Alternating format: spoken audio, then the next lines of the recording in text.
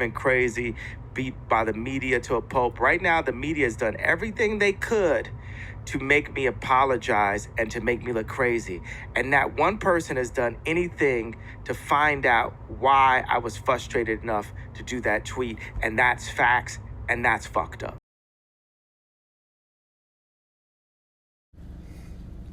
Yeah, mic check 1 2 1 2. All right, so look, I'm on Kanye's side. He needs real soldiers, real killers that aren't. I don't need his money, or there's nothing that Kanye can give me that Christ and God and the world isn't already, and I've given myself. Okay? So my motivation is different. But what Kanye's got to understand is he's the smartest guy in the room, okay? But he's not the smartest guy in all the rooms. All right? And he has what I have it too. It's called the genius conundrum. Some people might call it the innovator's curse, right? The invention guy, right? It's very difficult. The reason why his stuff, when he speaks and he's talking in code, everything that he says in every interview, the interviewer doesn't get it most of the time. Every little thing, even the little subtle hints, the little jabs, the tiny things that he's throwing, he's saying that because he's probing to see what their intelligence quotient is. He's speaking a subcode frequency. There's nothing, I've watched all the interviews so far, there's nothing when he's talking that I haven't understood. But I noticed the interviewer, and I know regular audience, it's going to go way over their head. They don't even know where his touch points are. Okay? And that's the whole thing. So if he can't communicate and he doesn't have the right people with the right ear and the right pitch to understand what he's saying inside of what he's saying, that is probably part of his angst too, right? Right? I think that's when he's speaking in subcode and it doesn't make sense, and people to say, regular people, oh, that's just gobbledygook. He needs medicine or everything. Maybe there's something wrong, chemical imbalance or whatever. No. Most people just haven't been around a lot of smart people before. So there's a disconnect. So if he says something like, I don't know, gumdrop buttons like he did last night on the Lexfridman podcast, that implies something. He's saying something. Lex Fridman doesn't know about buttons and clothing, so why would he say that?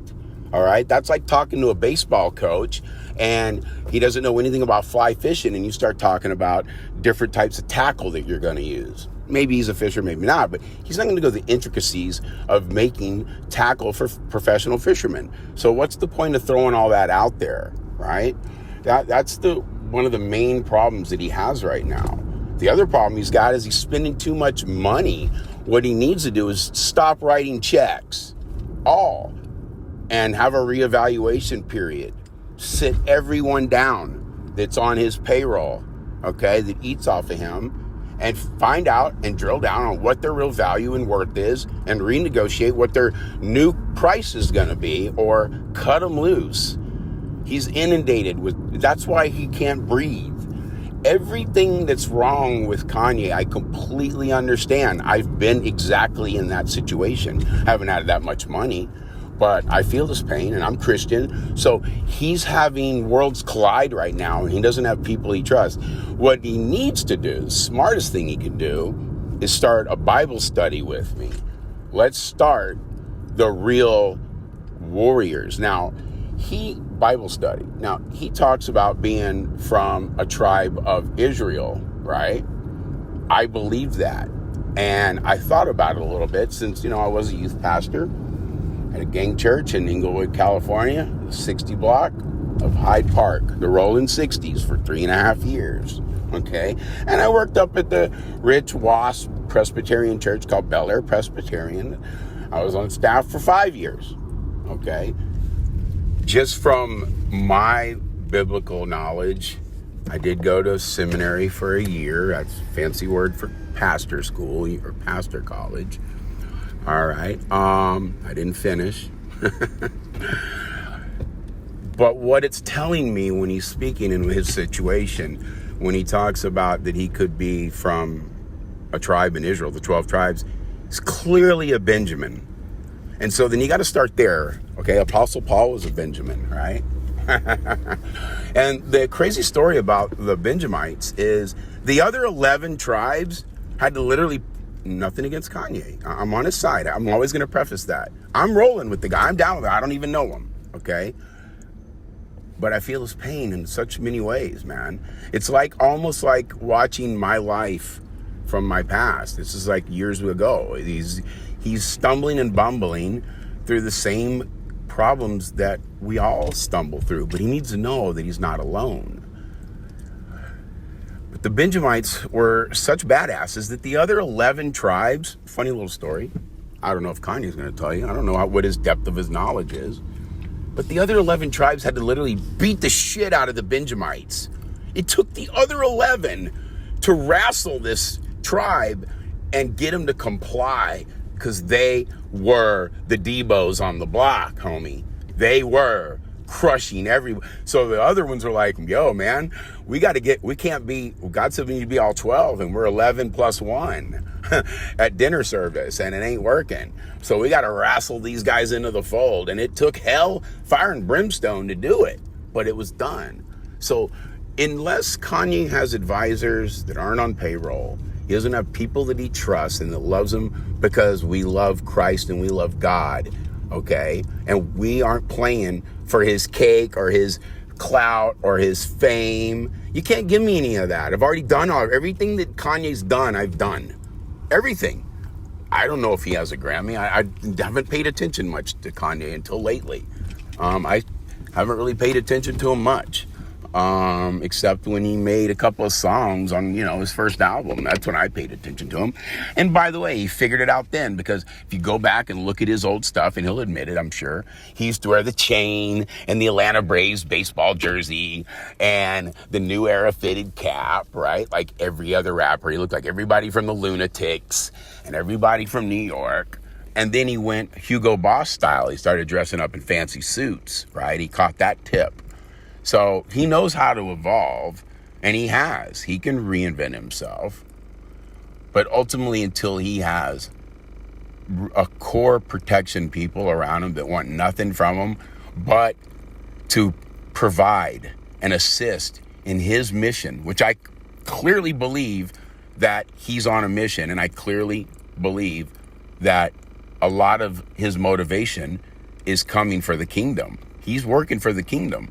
So by necessary default, the only people that should be around Kanye, that should be in his circle, that should have access, who are going to break bread or love on him, or tell him the truth when it hurts, right? Or tell him this design sucks, whatever.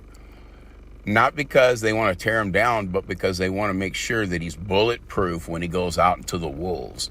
See, if he surrounds himself with all the right people behind closed doors, okay, he's less likely to get picked off when he goes out in the world, okay? But if he's, according to him, with his wife and everything else, if everybody's shredding him internally and he goes out into the world, take a look. Like a look at the past 2 weeks. He goes out in the world and he gets stepped in, and he says some things, and he fails a little bit in his confusion. It's the genius dilemma. It's well known with other geniuses. But he needs the right people around him. And that's going to be my prayer tonight for him, is that he doesn't have to be me. Listen, I'm good. I'm 53. I don't have family. I'm never married, no kids, no divorce, no alimony, no piercings, no tattoos, no felonies. Okay. There's nobody like me on the planet. All right. There's nothing, if I don't help him or we don't come through or whatever, my life is going to go on. I'm a regular, simple boy living in Orlando, Florida right now. All right. I'll be fine. He ultimately doesn't have anything to offer me. I'm not doing it for selfish motivational reasons, because I need to get somewhere off of someone's back. He hates that anyway. He needs to scrub those people out of his life. But if he has those people around him, he doesn't have to have a lot. He can have, look, every great person has the pastor in his core, 5 or 10 people, right? And people that he can trust. Now, he's going to trust people from his hood that he grew up with, and people that this and that and the other. I get it. But that too shall pass. Ultimately, it's going to be godly men, because he needs counsel among wise men, and iron sharpens iron. That's from Pastor Bishop Kenneth Olmer, Inglewood, California. One of my favorite pastors. That's my church. Yes, it's a black church in Inglewood. I don't need to get into all that. Yes, I'm white. Doesn't matter. You can get dull all by yourself, he says.